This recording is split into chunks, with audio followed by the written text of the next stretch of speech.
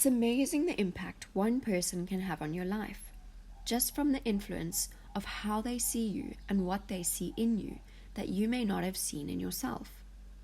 Clyde Share believed in me, and because he believed in me, I started believing more in myself. It was as if he believed me into existence. One of the most valuable things I learned from Clyde Share was the power of a mentor, that the quickest and surest path to raising the quality of your life is to start hanging out with people who have been there and done that. Take a look at who your heroes are. Write down a list and examine it.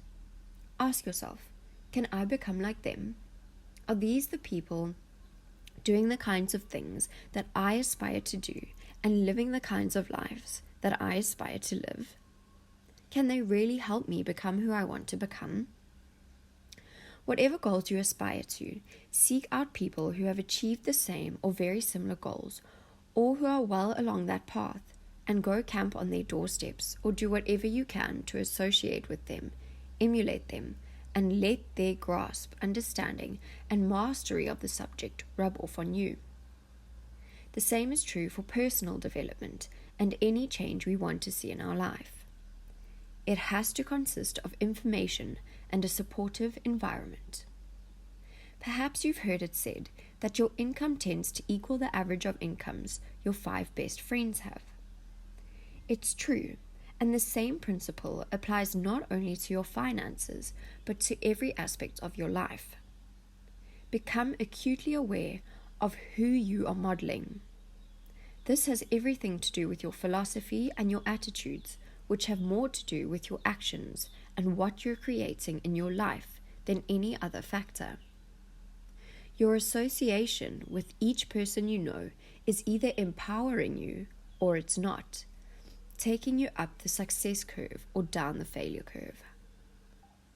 Longevity experts are now telling us that keeping a positive outlook is just as critical a factor to health and long life as diet and exercise.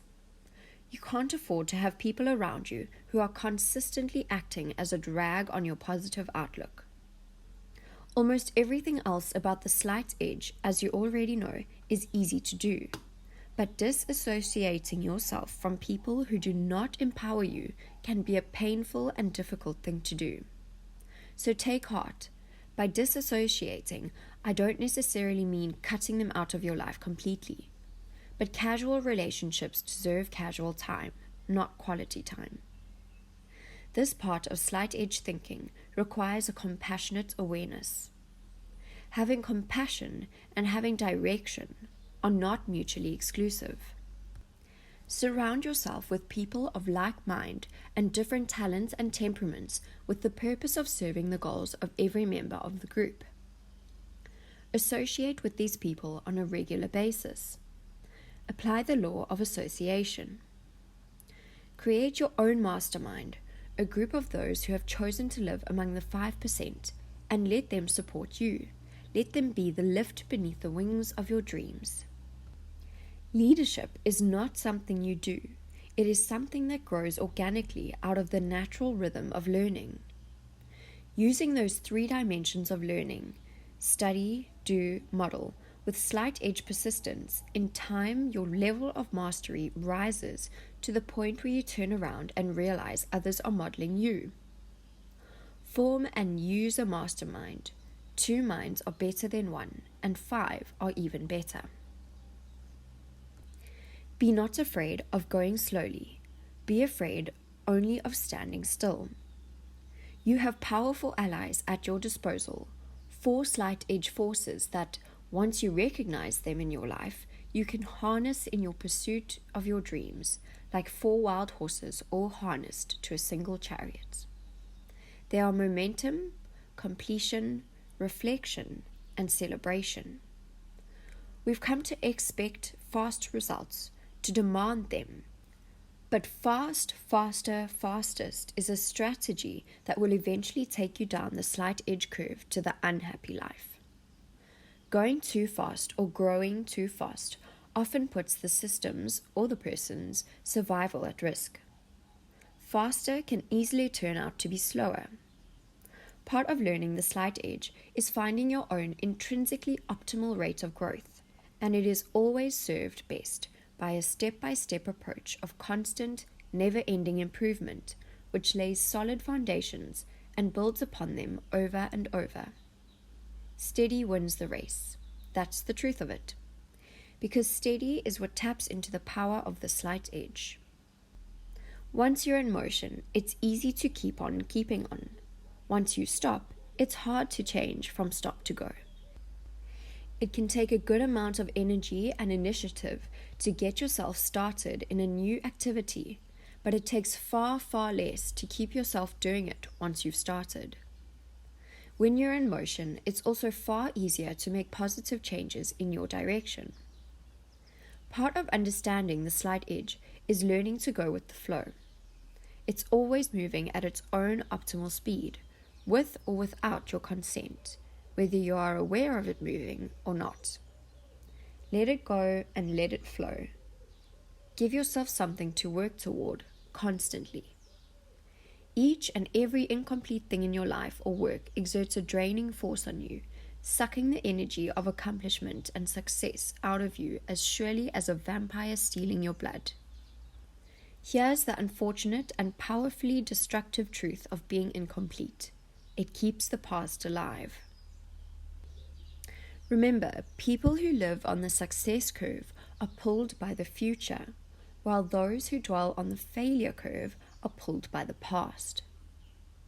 Take on those incompletions in your life just as you took on learning to walk. Give 15 minutes to completing something every day. Each time you do complete something, you get to move on with your luggage a little lighter and a bit more spring in your step. Being productive and being busy are not necessarily the same thing. Doing things won't create your success. Doing the right things will. Here's a powerful exercise. Instead of writing down what you're going to do, write down at the end of the day what you did do that day. At the end of a week, look back over your lists and take inventory. Not only will it tell you a lot about the truth of your everyday life, chances are good that the mere act of recording this daily reflection will have already started changing what you do. Some people accomplish this by keeping a journal. If you choose this approach, here's the key to making it work. Don't just write down a record of what happened today, along with your thoughts and feelings about what happened. Ask yourself specific slight edge questions. In each area of my life, what are the critical, simple, little things that are easy to do and easy not to do? Did I do them? Did I move forward? Did I ride the success curve? The key is consistency. Like the tortoise, steady wins the race. Keep your slight edge activities, your right choices, and incremental successes right out in the open where you can see them and celebrate them. Remember that all the activity required to apply the slight edge for your success is a series of baby steps. Trust the process. Acknowledge those steps, no matter how small or insignificant they may seem at the time. The power of momentum, steady wins the race. The power of completion, clear out your undones and incompletes. The power of reflection, facing the man or woman in the mirror. The power of celebration, catch yourself doing something right. There are two kinds of habits, those that serve you and those that don't. The first type of habit wields the force of the slight edge on your behalf and moves you along the success curve. The second turns the slight edge subtly but remorselessly against you and pulls you down the failure curve. A habit is something you do without thinking. And here's the big clincher. Every one of those habits, the good and the bad, has its roots in choice, in little actions you make and over which you have complete control. Complete control, that is, at first, until they become automatic and take on a life of their own, a life that will determine the direction of your life. So, the question is, which behaviors do you want to have take on a life of their own? Your habits come from your daily activities compounded over time. and your activities are the result of the choices you make in the moment. Your choices come from your habits of thought, which are the product of your thinking, which comes from the view you have of the world and your place in it, your philosophy. Want to know where the slight edge is taking you? Look at your predominant habits of thought and the kinds of choices you habitually make. Once you're aware of a habit that doesn't serve you, how do you change it or get rid of it? All it takes is knowing where to focus your energy. That plus time. Trying to get rid of an unwanted habit is a bit like trying not to think about an elephant. The more you try not to think about it, the more you think about it. That's because what you focus on grows. Which is why people who put a lot of energy into focusing on what they don't want by talking about it, thinking about it, complaining about it, or fretting about it, usually get precisely that unwanted thing. The way to accomplish it is to replace the unwanted habit with another habit that you do want. Habit number 1, show up. I just decided to do it. Do the thing and you shall have the power. If you'll just commit to showing up, that's half the battle right there. By simply showing up, you can rise above half of the population in any circumstance. Habit number 2, be consistent. 80% of success is showing up every day. Showing up consistently is where the magic happens. Habit number 3, have a positive outlook. Approaching the events of everyday life with a consistently positive outlook moves you toward your goals. In fact, people who have made a habit of positive outlook don't just see the glass half full, they see it as overflowing. And because they see it that way, because that's their attitude, it consistently ends up being that way for them. Attitude creates actions, creates results, creates destiny. Lessons for living longer from the people who've lived the longest of all the factors possibly influencing health, vitality, and longevity. Boutner and his team compiled a list of 9. These people live an active life, cultivate purpose and a reason to wake up every morning, take time to de-stress, stop eating when they are 80% full, eat a diet emphasizing vegetables, especially beans, have moderate alcohol intake, play an active role in a faith-based community, place a strong emphasis on family, and are part of like-minded social circles with similar habits. When something is hard or difficult and adversity is at your front door, embrace it because it will make you stronger and your life richer. You can't know happiness unless you feel sadness. If you embrace it as part of the process, it can be life-altering. Habit number 4, be committed for the long haul. The key to outrageous success in any endeavor is to put in about 10,000 hours of practice. If you put in 8 hours a day, 40 hours a week, 50 weeks a year, for 5 years, that's 10,000 hours. Habit number 5, cultivate a burning desire backed by faith. Here is the truth about burning desire. It is a powerful force, and it works in 2 directions depending on what you see. Most people wish for big things but can't really see themselves getting them.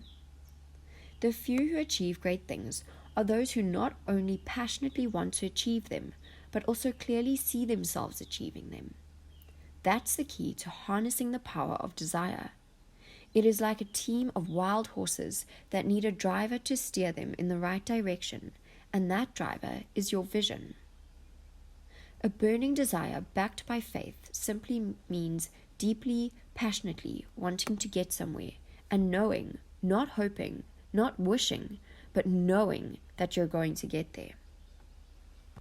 Successful people look at a problem and see opportunity.